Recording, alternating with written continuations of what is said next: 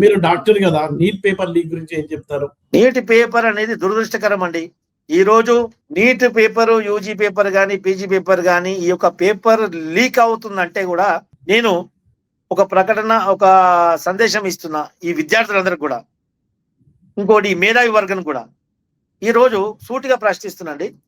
ఈ రోజు neat paper leak అయింది, దానికి బాధ్యులు ఎవరండి? తెలివినోడు ఎవరిని బాధ్యత చేస్తారు చెప్పండి? కేంద్ర ప్రభుత్వం, ప్రభుత్వాన్ని కదా. ప్రభుత్వం ఎవరి ద్వారా ఏర్పడుతుందండి? ప్రజల ద్వారా.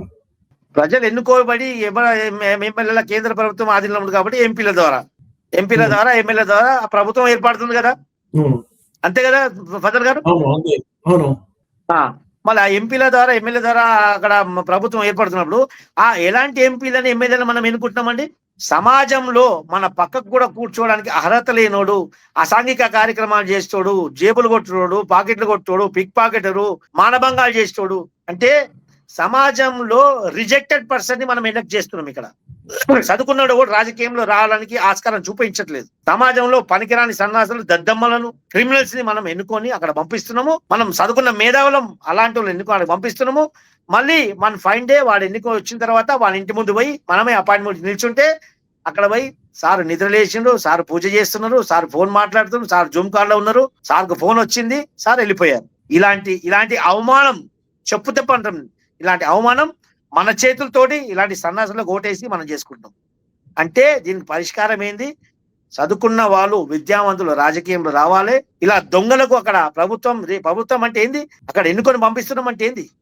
రేపు మన భవిష్యత్తుని, మన భవితవ్యాన్ని నిర్ణయించే వ్యక్తులు అక్కడ. మన భవిష్యత్తుని ఎవరిని పంపిస్తున్నాం? దొంగలని, దోపిడీదారులని, రేపిస్టులని మనము అక్కడ మన భవిష్యత్తుని నిర్ణయించడానికి పంపిస్తే ఇలాగే జరుగుతుంది. ఇది మన తప్పితం కూడా. ఇప్పుడు మనం వాస్తవం ఇది మన తప్పితం కూడా.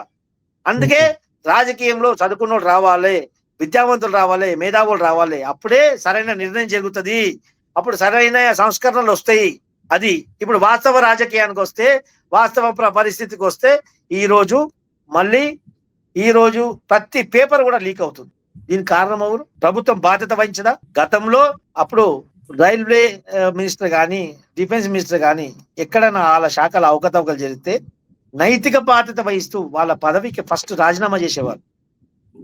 ఇప్పుడు ఆ నైతికత ఏ ఒక్క నా కొడుకు మనసులో ఉందా? ఏ ఒక్క లీడర్ కైనా, ఏ ఒక్క మంత్రి కైనా ఉందా ఆ నైతికత? ఆ సిగ్గు, సోయి, ఆ ధ్యానం ఉందా?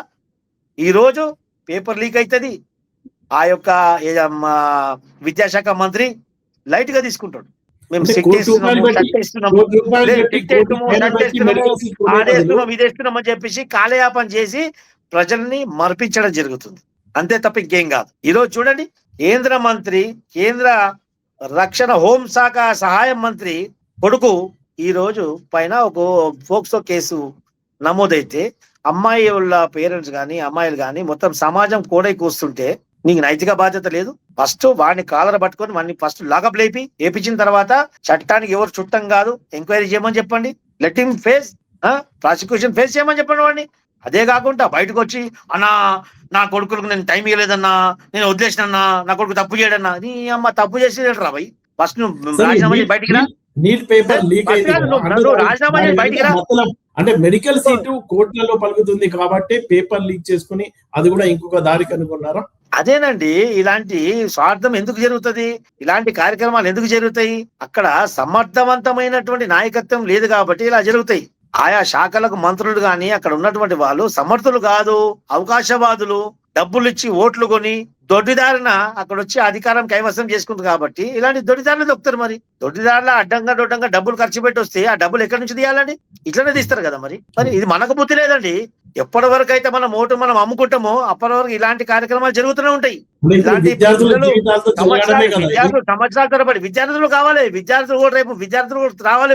ఇప్పుడు నేను ఎన్టీఆర్ జాగృతి ద్వారా అనేక యూనివర్సిటీలో ఇప్పుడు నేను అవగాహన సదస్సు పెట్టబోతున్నా, పొలిటికల్ అవేర్నెస్ ప్రోగ్రాంలు పెట్టబోతున్నా. ఈ రోజు మీరు పొలిటికల్ లో ఒక 100 మందిలో ఒక 10 మంది అయినా, 2 నలుగురైనా రాజకీయం రాకపోతే ఈ దొంగలే రాజ్యం వెళ్తారు, ఈ దొంగలు దోపిడిదారులు రాజ్యం వెళ్తారు. రేపు ఇలానే దోసుకుంటారు, మనం ఏదానే నాశనం అయిపోతాము, రేపు దేశం కూడా నాశనం అవుతుంది. ఇది తెలుసుకోవాలి.